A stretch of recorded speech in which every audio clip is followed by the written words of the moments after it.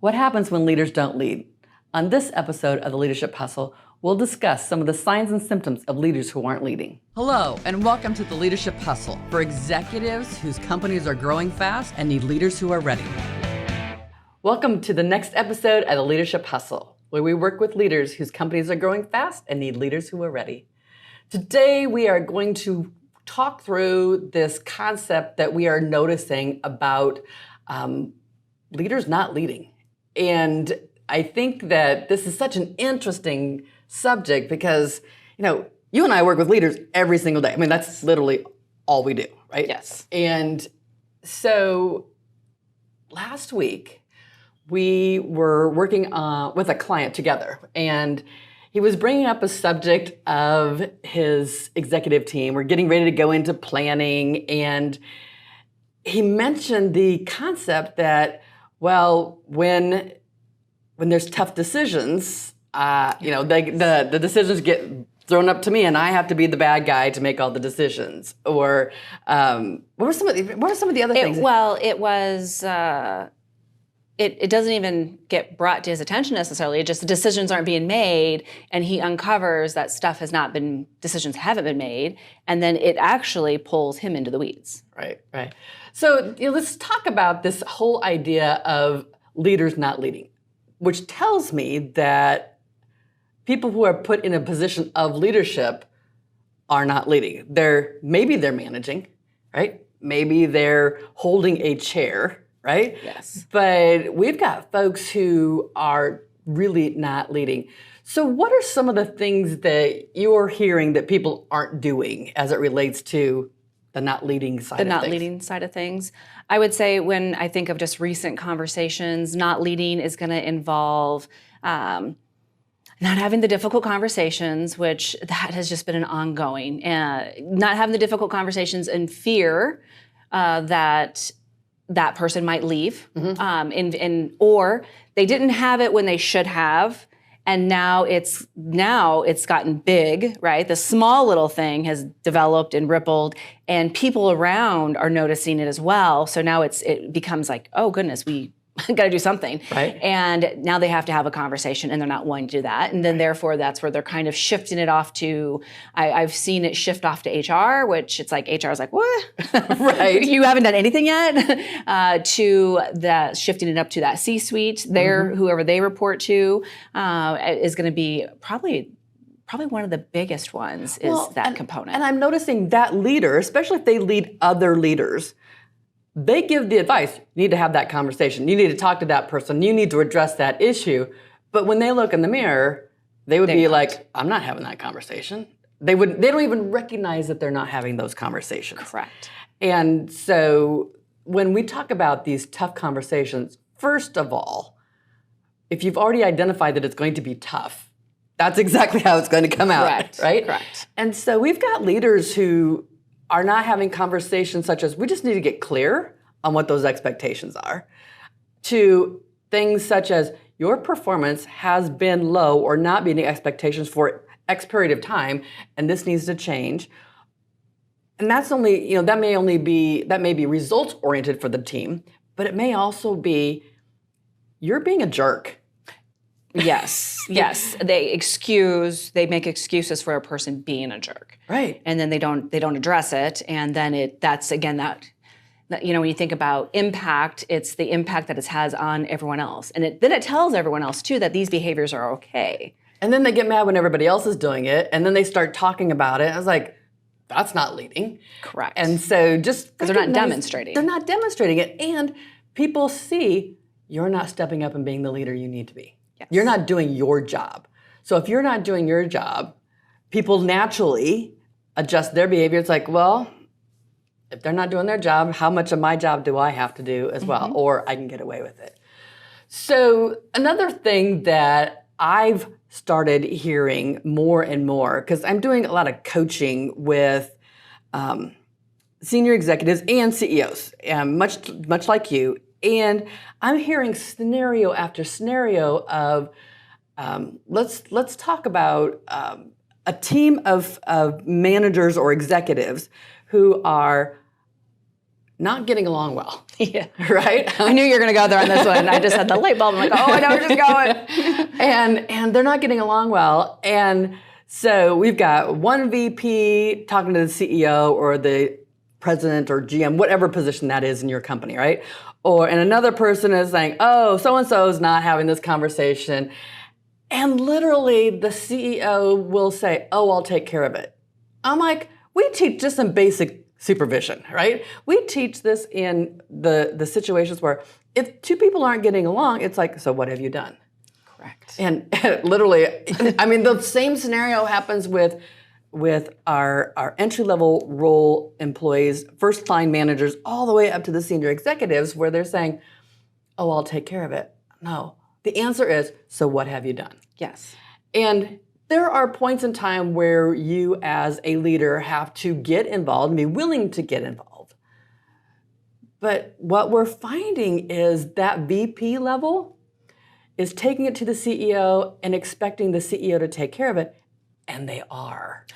And the director level, even, it ripples. Yes. It ripples the up. Director to VP, all the way up. Yes. And it's like, as a leader, yes, you have to be willing to do something about that.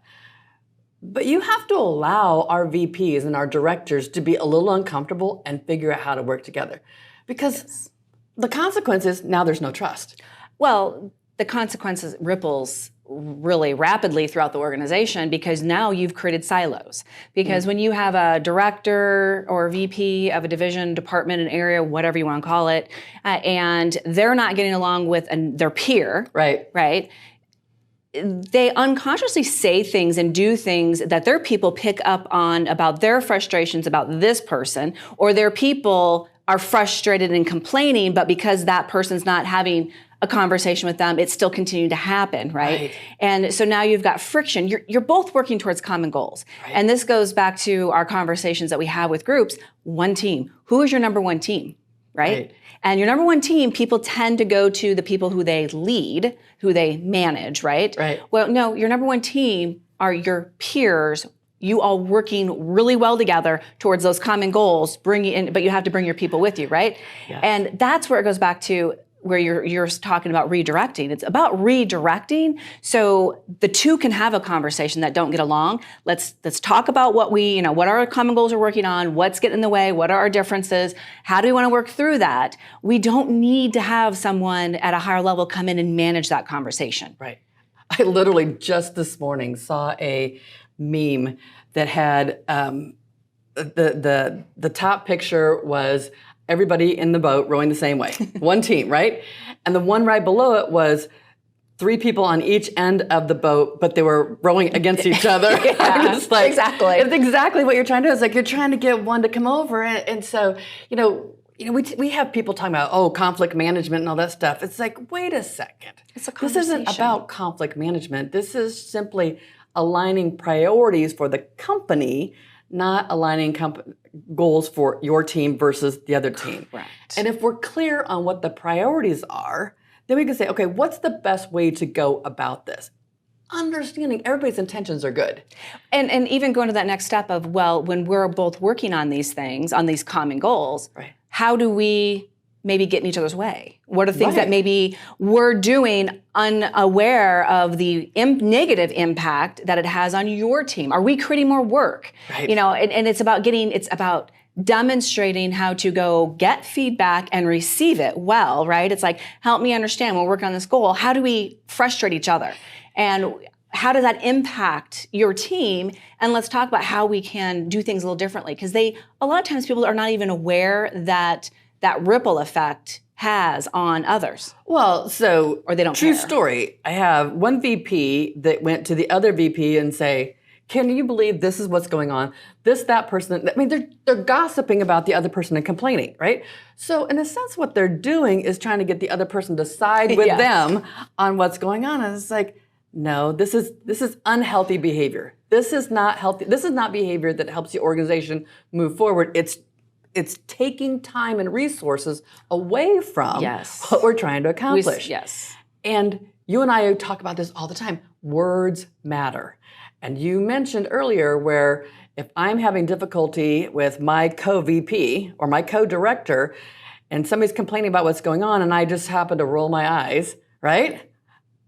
Again, those aren't the words, but they're going to interpret, right? Our body language, facial expressions. Or I might say, well, that's just how they are. We have to work around that. Let's figure out how to work around that. I'm like, no. So, now we're teaching workarounds. Now we're teaching workarounds. As a leader, we need to be saying things like, what have you done already? What's working? What's not working? How do we move it forward? How do we help the two of you get through this, as opposed to, do we need to have VP and VP duke it out, or do we have VP or director versus director, and like, how can we model healthy resolution? Because that's really, it's not really healthy conflict, it's about healthy resolution to what we're trying to accomplish. Yes, because it's not about the past. We get so focused on blaming and complaining and the past, right, when that's not productive. That's moving us, that's not moving the needle at all, as actually probably moving it backwards or losing time, right? So now we are going backwards. It's how do we have a conversation about moving forward? Let's understand when I do X, how that impacts you, and let's talk about how we can adjust and do things differently. And that goes back to then who they report to. Are we setting boundaries and expectations of we are one team working together, right? And when one of us is upset or misunderstands or frustrated, we got to go talk to that person. And it's a conversation. It's not confrontation. And understand that the end result may not be something that you like, but that doesn't mean that you can't get along and that you don't trust them. It just means the solution that you both agreed on to, yes, is what we're working on, and we're not going to make people pay for getting a decision. So in some of our conversations with leaders, we talk about, is this an avoidant conversation? Is this a conversation where we're just accommodating? That's a lose-lose kind of thing. And people talk about, well, compromise. It's like, compromise means everybody's losing. Everybody's losing a little bit. And we're not talking about lose-lose every time. Somebody might have to give in a little bit or recognize that works. It may not be my opinion, but it works. Yeah. Right?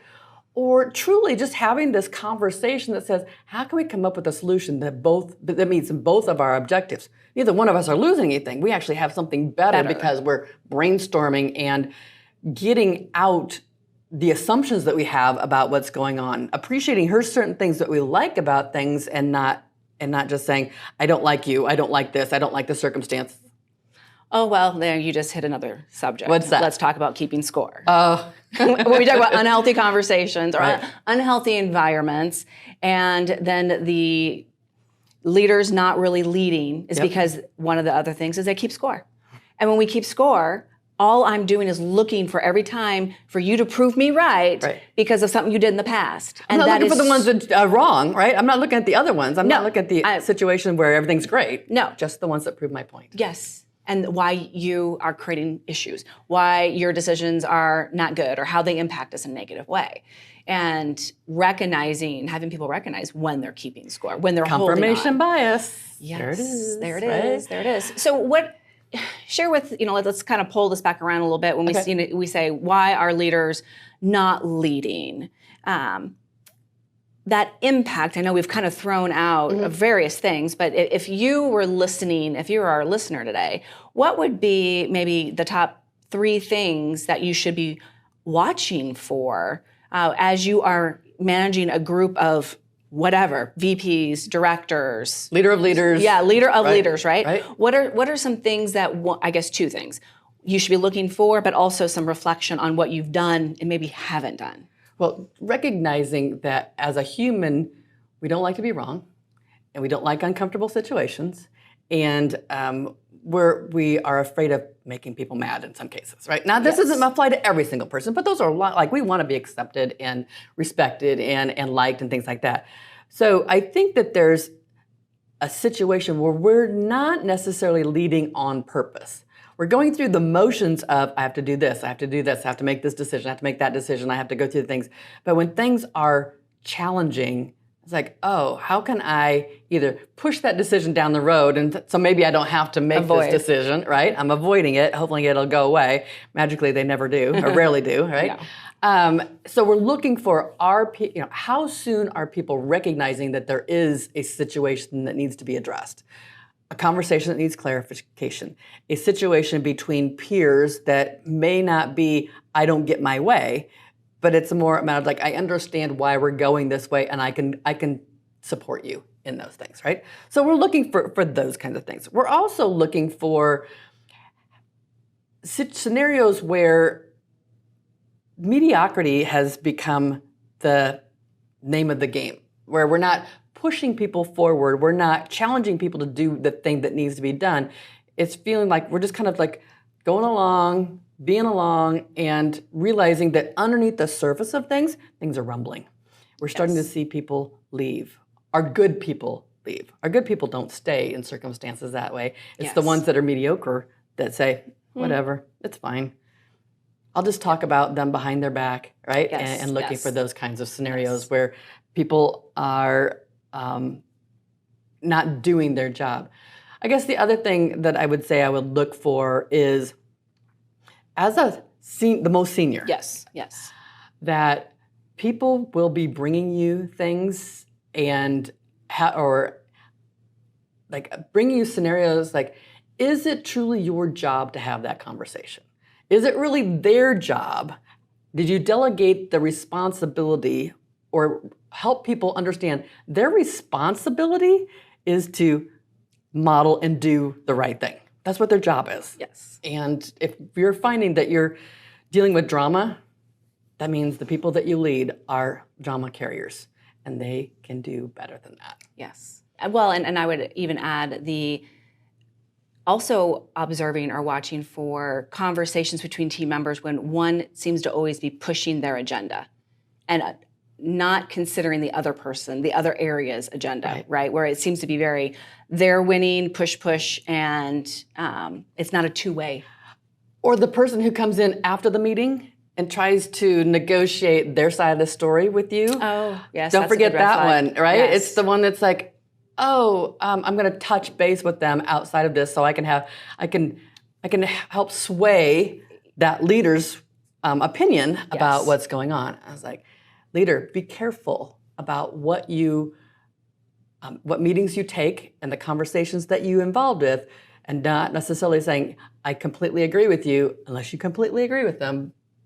Maybe it's not for you to say, I completely agree with you. Like, what do you think the right thing to do is? Yes. We're talking about integrity here and looking forward to that. So we're seeing leaders who are not making tough decisions. And tough decisions is in the eyes of the beholder, right? Yes. And so people not having, the tough conversations with peers, people not expressing what they really believe about a scenario, strategic plan, goals and objectives, things that need to be stopped, things that need to be done differently because of fear of being wrong or not liked, right? Yes. We also have people who are afraid to have conversations with the employees or their customers. Like, I don't want them to go away. If we do this, I'm going to make our vendor mad, or I'm going to make a customer go away, or heaven forbid that I make I upset a key employee. It's like, we're not trying to make them upset. We're just simply trying to get clear. And the other is, I'm hearing a lot of folks not truly planning and committing to that plan. Now, what I don't mean by once you set a plan, you set it and forget it, right? That's not what I'm talking about. It is, what I'm hearing is, we're not going to plan. We're just going to have to see what happens. Like, no, people need the clarity of where we're going, or what path we're on, or what goal we're trying to achieve. That doesn't mean we don't take pauses and say, wait a second. Yes. Are we on the right path? Are the assumptions that we were using still valid? We need to do those pauses and checks to make sure. But I'm also hearing that people they're afraid to be wrong in the direction that we're going, or afraid to be wrong in the commitment of where we're going. And so they're just like, well, let's just wait and see. Yes, the wait and see, not having the let's pull back in, let's pause, where are we at? Yeah. Check those assumptions like you had said, right? And let's now make some decisions moving forward. It might change. We might adjust a little. We may pivot completely different if we have to. But just taking that wait and see doesn't give you an opportunity to have that conversation. And that's what really... So let's just wrap this up. Let's talk about just quickly, what happens when leaders don't lead? What's the impact? What's the impact? The environment. Right. A negative environment. We lose good people. What's the impact? We don't accomplish our initiatives, our goals, the objectives of what we're trying to accomplish. It can create